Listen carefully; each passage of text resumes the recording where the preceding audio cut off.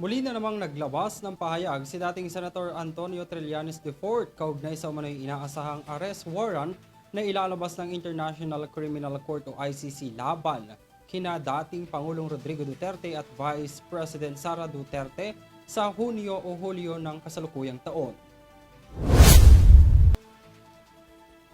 Bukod pa rito, ani Trillanes, may mga susunod pang batch na kinabibilangan ng iba pang personalidad o principal actors sa War on Drugs campaign ng dating administrasyon.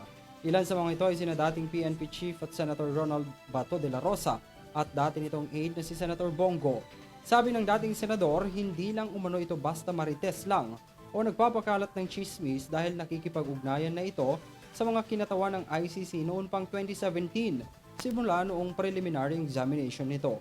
Una nang binanggit ni Trillanes na kinausap ng ICC ang mahigit sa 50 aktibo at dating mga pulis na nagsilbi sa ilalim ng Duterte administration para sa kanilang naging papel sa madugong laban ng war on drugs ng nakaraang o nakatatandang Duterte.